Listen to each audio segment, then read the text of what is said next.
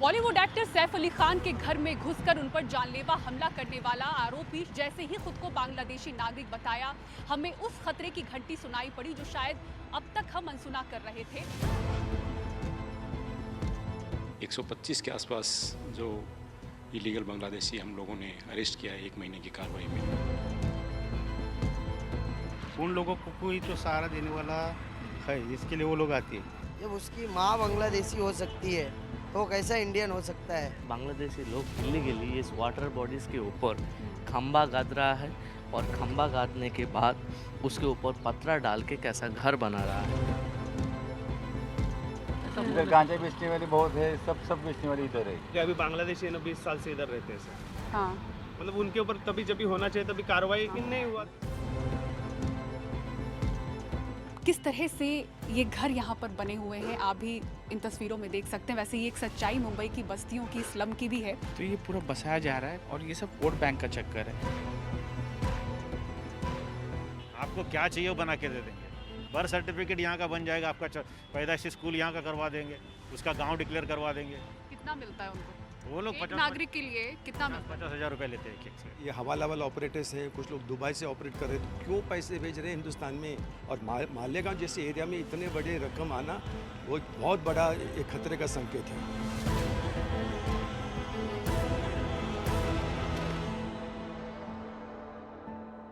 Bollywood actor Saif Ali Khan के घर में घुसकर उन पर जानलेवा हमला करने वाला आरोपी शरीफुल इस्लाम शहजाद ने जैसे ही खुद को बांग्लादेशी नागरिक बताया, हमें उस खतरे की घंटी सुनाई पड़ी जो शायद अब तक हम अनसुना कर रहे थे।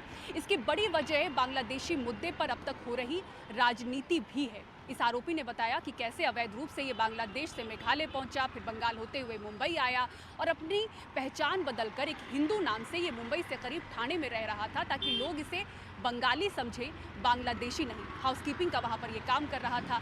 लेकिन सिर्फ एक घुसपैठिए की ये कहानी नहीं है, ऐसे हजारों बांग्लादेशी घुसपैठी हैं जिसकी यही कहानी सामने आ रही है। इसीलिए इस खास पेशकश में हम किसी नेता या सियासी दल के बयान आपको नहीं सुनाएंगे। हम पहुंचेंगे उन आवाज़ों तक जो ज़मीनी हकीकत बयां करेंगे कि बांग्लादेशी घुसपैठियों का नेटवर्क कितना फैल चुका है, ये कैसे और किसके ज़रिए मुंबई जैसे शहरों में बसाए जा रहे हैं। महाराष्ट्र की जमीन पर छिड़ी है बांग्लादेशी घुसपैठियों के खिलाफ बड़ी मुहिम। हाल के दिनों में इनके ठिकानों पर छापेमारी और गिरफ्तारियों ने जोर पकड़ा है।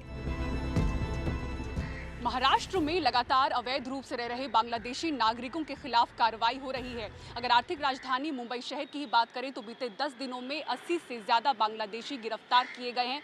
पर मुंबई के लिए ये कितनी बड़ी चिंता बने हुए हैं, कई ऐसे सवालों के जवाब जानने के लिए हम मुंबई पुलिस मुख्यालय पहुंचे हैं और बात करेंगे joint commissioner law and order Satyanarayan Chaudhary से।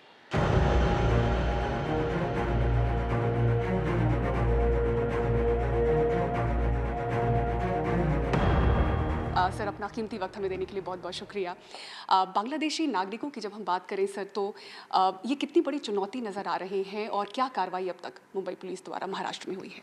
मुंबई पुलिस ने लास्ट 1 साल में अवैध बांग्लादेशियों के खिलाफ जो कार्रवाई की है उसमें 300 से ज़्यादा इलीगल बांग्लादेशी अरेस्ट किए हैं और 278 केस इसमें रजिस्टर किए गए हैं। उसके साथ साथ 170 बांग्लादेशी जो इलीगल बांग्लादेशी हैं उनको डिपोर्ट भी किया गया है। इस साल जो हमारा स्पेशल ड्राइव रहा है उसके अंदर 125 के आसपास जो इलीगल बांग्लादेशी हम लोगों ने अरेस्ट किया है 1 महीने की कार्रवाई में, और इसमें भी डिपोर्टेशन की कार्रवाई चल रही है। सैफ अली खान पर हमले के आरोपी के पकड़े जाने के बाद से अब तक 20 अवैध बांग्लादेशी नागरिक गिरफ्तार किए जा चुके हैं। पिछले सिर्फ 20 दिनों में 138 बांग्लादेशी पकड़े गए। अब कार्रवाई के आंकड़े तो हमें पुलिस से मिले पर जानकारियां सीमित रही। हमें तो इसकी तह तक जाना था।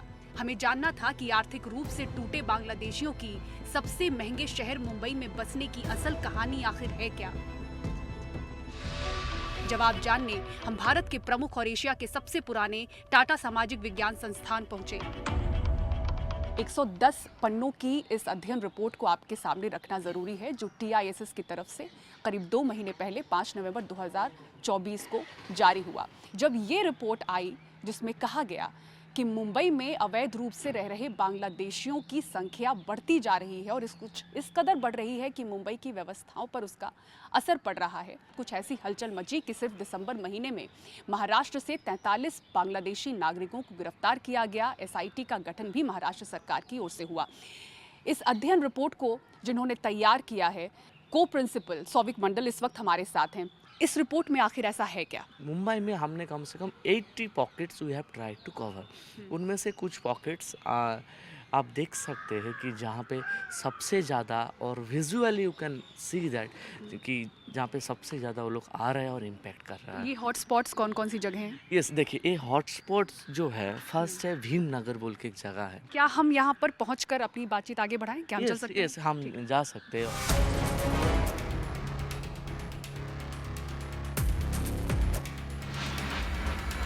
तो अब हम भीमनगर इलाके में पहुंच चुके हैं। सौविक जी, क्यों आप इस एरिया को हॉटस्पॉट कह रहे हैं? एक नेवी का एक जो डिपो है, वो जस्ट डिपो के साइड में हम खड़े हैं। इस जगह में हम देखेंगे कैसे कैसे बांग्लादेशी लोग इलीगली इस वाटर बॉडीज़ के ऊपर खंबा गाद रहा है, और खंबा गादने के बाद उसके ऊपर पत्थर डाल के कैसा घर बना रहा है। इस एरिया में आप देख सकते हैं। और एक रूल्स है कि नेवी का जो वॉल है, वॉल से थोड़ी दूर डिस्टेंस मेंटेन करके घर बनाने की। अच्छा, कितना डिस्टेंस? लाइक 15 और 20 मीटर्स ऐसा कुछ डिस्टेंस है। तो this is environmental plus security threat, and आपका जो लैंड एनक्रोच हो रहा है वो आप यहाँ पे विजुअली देख सकते हैं। आपने अपने अध्ययन के समय में ऐसे कितने बांग्लादेशी नागरिकों से आपने बात की? सैम्पलिंग हमने जो कलेक्ट किया है, 3000 प्लस लोगों से हम इंटरेक्ट किया जी, वेदर इज, और कन्फर्मेशन हमको 1500 लोगों से मिला है। जो 1500 नागरिक आप बता रहे हैं कि जो अवैध रूप से आए हुए आपको यहाँ पे मिले बांग्लादेशी, उनमें से हिंदू कितने थे, मुस्लिम कितने? हाँ, उनमें से सिर्फ 4 to 5% हमको हिंदू मिला। और वो हिंदू स्ट्रगल कर रहा है बांग्लादेश यहाँ पे आके, जो उसको लीगल तरीका से सिटीजनशिप मिल जाए। और भीमनगर इलाके में जो अंदर बिल्कुल संकरी गलियों में बस्तियां हैं, अब उसके बीच में हम पहुंच चुके हैं। किस तरह से ये घर यहाँ पर बने हुए हैं आप भी इन तस्वीरों में देख सकते हैं। वैसे ये एक सच्चाई मुंबई की बस्तियों की, स्लम की भी है। और इस वक्त हमारे साथ वीरेंद्र प्रताप सिंह समाज सेवी हैं, जिस बस्ती में अंदर हम प्रवेश कर चुके हैं। कई घरों में ताले लगे हुए हैं। क्या है यहाँ की सच्चाई? देखिए ये नेवी का वॉल है, नेवी का। कल यहाँ पे कुछ भी हो जाता है, उसका रिस्पॉन्सिबल कौन है? तो ये पूरा बसाया जा रहा है, बसे नहीं बसा है। और ये सब वोट बैंक का चक्कर है। पहले यहाँ पे वोटर नहीं थे, अब ये लोग खुद वोटर भी हो गए हैं। ये लोग सीधा वोट करते हैं। पहले लोग इसका लोखंड का बनाते हैं, पतरे का, फिर धीरे धीरे ये पक्के घर हो जाएंगे। यहाँ मौजूद करीब 1000 घरों में शहर के मूल निवासी भी बसते हैं, पर अवैध बांग्लादेशियों ने न सिर्फ इनकी पहचान पर घात किया है, बल्कि इस कदर खौफ में डाला है कि ये कैमरे के सामने आने पर तौबा ही करते हैं। उन लोगों को कोई तो सहारा देने वाला है, इसके लिए वो लोग आते हैं। बिना सहारा वो लोग नहीं आते, मालूम है ना। तो उन लोगों का भी क्या है, अलग है। अभी कौन लग रहा है आपको, कौन सहारा देता है उनको? नहीं, अभी अपन वो तरफ से अभी सब्जी में जाने का ही नहीं अपने को, क्या करने का। परिवार से बोलेगा तो अभी सुबह हम लोग जाएगा तो शाम को जाने तक हम लोगों का भी डर लगता है, अपना परिवार सुरक्षित है या नहीं है। किस तरह का डर है बताइए? नहीं सॉरी मैडम, अभी कुछ बोलना नहीं चाहता हूँ मैं। अभी क्या है, हालांकि हमारे माइक पर इनका डर भी कैद हुआ। मीडिया वालों को ये कुछ अभी बोलने की जरूरत नहीं है। पुलिस वाले और बीएमसी बहुत हाइपर रहता है। देखो पुलिस वाले पूछो उन लोगों को। मेरा ये लो मत यार। जितना आपको ही बात ही, मैं इस इलाके को समझ रही हूँ। कैसा है मैडम, अभी ये काम पे गया तो बच्चे रोड पे बच्चे रहता है घर पे, अभी कोई टीवी तो आके फिर दादागिरी करते हैं। झोपड़पट्टी है, इधर गांजा बेचने वाले बहुत है, सब बेचने वाले इधर है। तो ये सारे मतलब वही है, झोपड़पट्टी वैसे ही रहता है, क्या करेगा। नहीं, सब बांग्लादेशी तो नहीं है ना, मिक्सअप में है। मिक्सअप में पर कितने कब से बढ़े हैं इधर? हो गया। अभी बांग्लादेशी है ना, 20 साल से इधर रहते हैं सर। हाँ, मतलब उनके ऊपर तभी जब भी होना चाहिए तभी कार्रवाई हुआ, लेकिन नहीं हुआ। तो ऐसा मतलब फिर धीरे धीरे बढ़ते गए। धीरे धीरे बढ़ेंगे ना सर। एक आया, दूसरा आया, तीसरा आया, सब आते हैं। काम ही है ना, मतलब कि बढ़ना है सर। अभी क्या इधर ही नहीं बढ़े, आप आगे जाओगे उधर भी तो बढ़े। तो वही तो बोला, आवाज पुलिस की करते क्या हैं। लेकिन अभी आपको ये बोल दिया एक उदाहरण कि अगर ये हवलदार है, इनका कुछ रोल नहीं है। सही बात है। अब आप कंप्लेंट लेके किसके पास में जाओगे? सीनियर के पास। वहाँ पे सेटअप रहेगा तो आप क्या करोगे? वहाँ से फोन आएगा, हो गया ना। अभी इससे ज्यादा तो हम एसीपी डीसीपी के पास नहीं जा सकते ना सर। आप लोग से डरते हैं कि नहीं? पुलिस से डरते हैं? पुलिस वाले को डरते हैं नहीं डरते हैं? हम छोटे बच्चे थे, हम पुलिस गाड़ी आया तो हम भाग के जाते थे, बाहर निकलते थे। अभी पुलिस को ऐसा करते, ये करते, क्या साहब कैसा है, ठीक है, अच्छा चल रहा है, ऐसा बोलते हैं। ऐसे मस्ती करते हैं आपके साथ? हाँ। इससे आगे निकलकर हम पहुंचे मानखुर्द के डब्बा कंपनी इलाके में, जहां सरकारी जमीन पर कचरे के भरते ढेरों के बीच बस रही बस्तियों ने हमें हैरान कर दिया। टाटा इंस्टीट्यूट ने अपनी पड़ताल में यहां से 30 सैंपल इकट्ठा किए थे।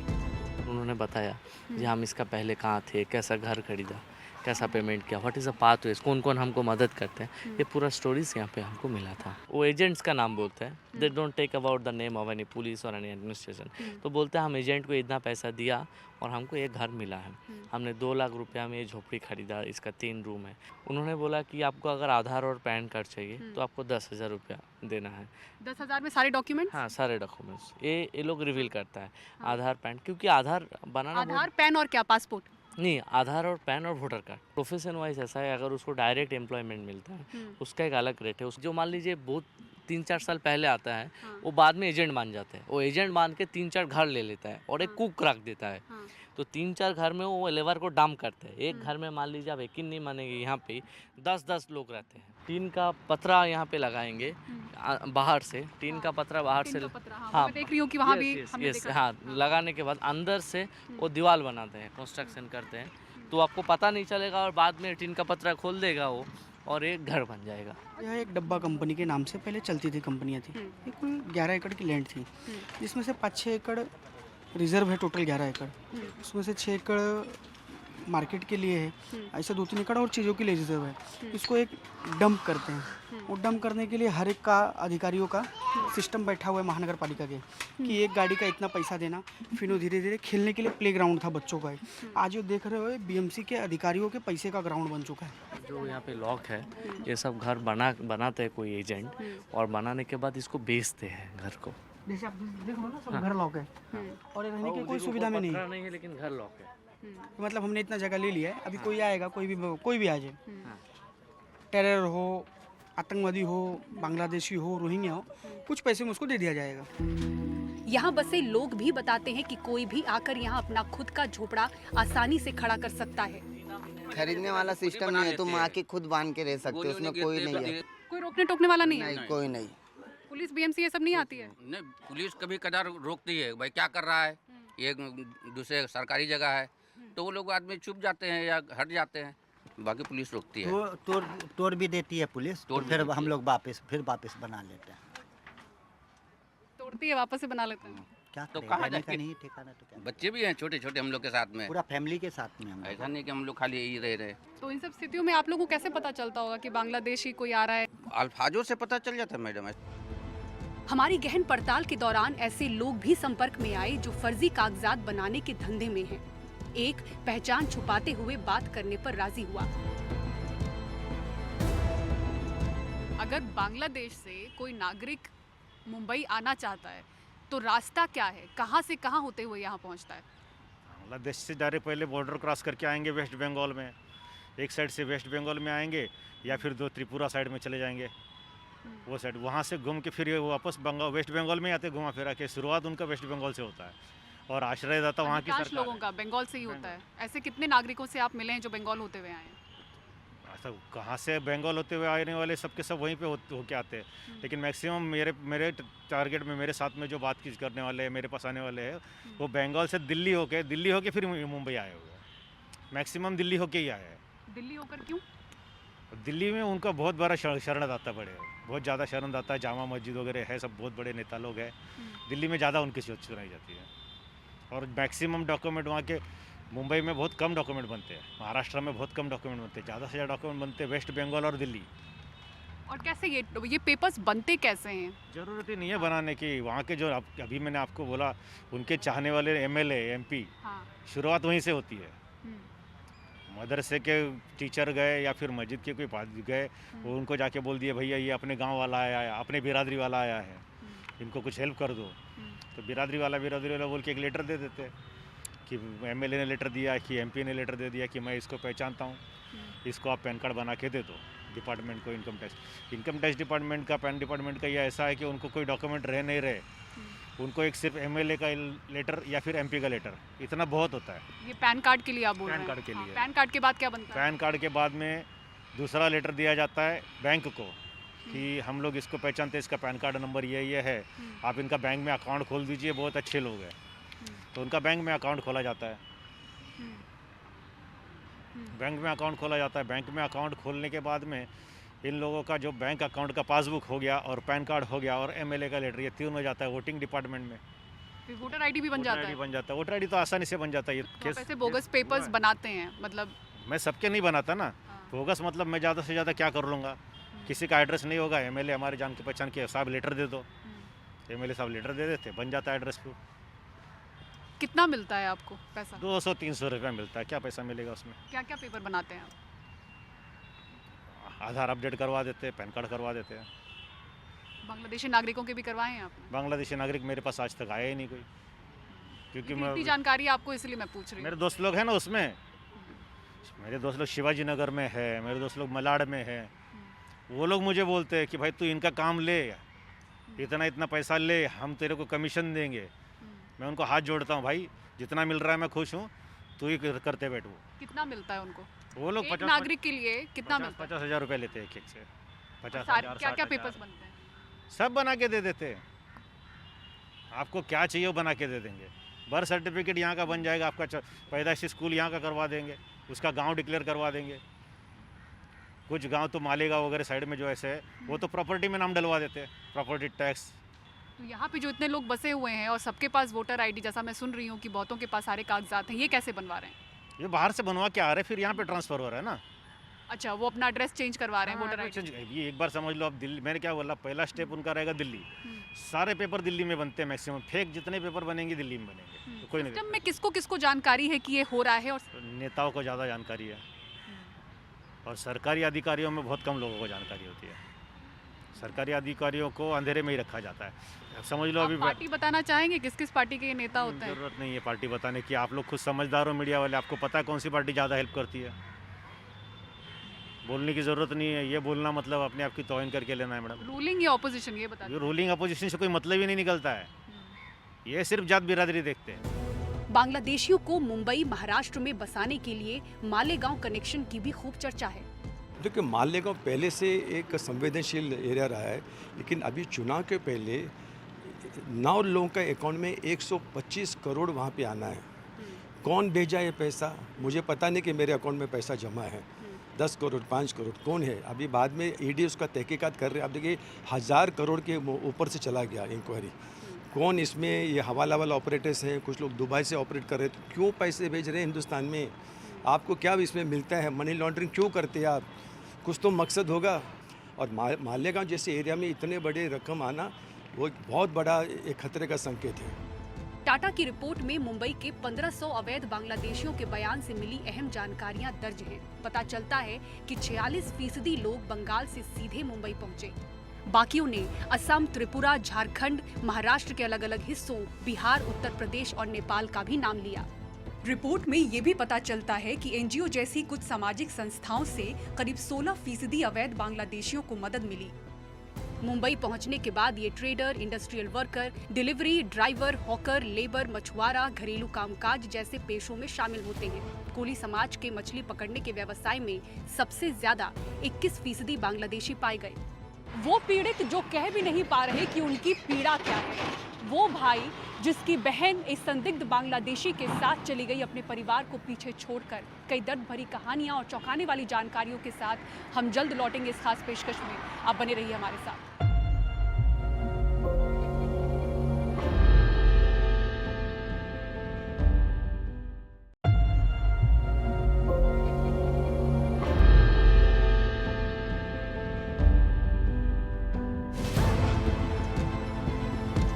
ये मुंबई में मानखुर्द इलाके के निवासी राजू जायसवाल हैं। 1 महीने पहले इनकी बहन ने एक ऐसे शख्स के साथ रिश्ता जोड़ा जिनको ये बांग्लादेशी बताते हैं। हमारी बहन थी एक बबीता जायसवाल, तो एक बांग्लादेशी था। उसने कुछ मतलब क्या किया, कैसा हमारी बहन को लेके गया, पुलिस ने कुछ कार्रवाई नहीं किया। जिन इलाकों में कथित तौर पर बांग्लादेशी घुसपैठ बढ़ रही है, उनमें से वडाला, संगम नगर, एंटॉप हिल, बंगालीपुरा जैसे कई और इलाकों में हम पहुंचे। यहाँ रहने वाले बताते हैं कि अगर बांग्लादेशी 1000 घरों में बेखौफ रह रहे हैं, तो महाराष्ट्र के मूल निवासी या पहले से बसे हुए लोग बचे हुए 400-500 घरों में सहमी हुई जिंदगी बसर कर रहे हैं। और ये सब जो देख रहे हैं आप, ये मैंगोज भिंगोज दिख रहा है आपको, ये मैंगोज भिंगोज बुझा के आस्ते आस्ते आगे बढ़ते जा रहे हैं। जितना इंडियन मुस्लिम के पास में डॉक्यूमेंट्स नहीं, उससे ज़्यादा तादाद में डॉक्यूमेंट्स इनके पास में। कोई महाराष्ट्रियन आदमी उन लोग के मुँह नहीं लगते हैं। कितने महाराष्ट्रियन बचे हैं और बाकी कितने बांग्लादेशी नागरिक हैं? यहाँ बहुत ज़्यादा तादाद। हम लोग महाराष्ट्रियन हम लोग होंगे 500 होंगे तो 1,500-2 हज़ार है। या पुलिस कभी आती है? होती है, आते पुलिस आते, पकड़ते, लेके जाते, फिर छोड़ देते। उनके कोई बेल मिल जाती है? हाँ, बेल मिल जाती है। अभी बहुत ऐसा चल रहा है। कितने हैं बांग्लादेशी? पूरा ही इधर है, क्या करने का, ये लोग से क्या हम लोग करें कि अपने से उतना कुछ नहीं रहता है। हाँ, हम लोग किससे बात ही नहीं करते, अपने घर में खाना खाते, अपने घर में आते, हम लोग से कोई मतलब नहीं करते। डर के रहते मतलब क्या करते हैं वो? जैसा मारी मारा कर देते हैं। हाँ, सब लोग बैठ के मार देते हैं। कितने बार मेरे साथ हुआ, अभी क्या करेंगे। बोल रहे हैं कि हम यहीं के नागरिक हैं, जबकि वो यहाँ के नागरिक नहीं है। उनके बोली भाषा, उनके बोलने के तरीके से, उनके रहन सहन के तरीके से हमें नहीं लगता है कि वो इंडियन है। आज यहाँ पे प्रशासन को इतना तकलीफ हो रहा है, नुकसान हो रहा है इनके चोरी के पानी के कनेक्शन से, जिसका बिल प्रशासन को नहीं मिलता है। बिजली की बहुत बड़े पैमाने पे चोरी हो रही है। अवैध बांग्लादेशियों पर पड़ताल भ्रष्ट सिस्टम की ओर इशारा करती है। इन घुसपैठियों को बसाने का जरिया आखिर कौन बन रहे हैं? कौन है वो लोग जिनकी हर राह को आसान कर रहे हैं? जब मीडिया के घूमते कैमरे और माइक ये समझ सकते हैं, तो सत्ताधारियों के लिए समझ पाना ये कोई टेढ़ी खीर नहीं। कार्रवाई के नाम पर गिरफ्तारियों के साथ ही उन हाथों को कमजोर करना जरूरी है जो पर्दे के पीछे से इन घुसपैठियों का सहारा बन रहे हैं।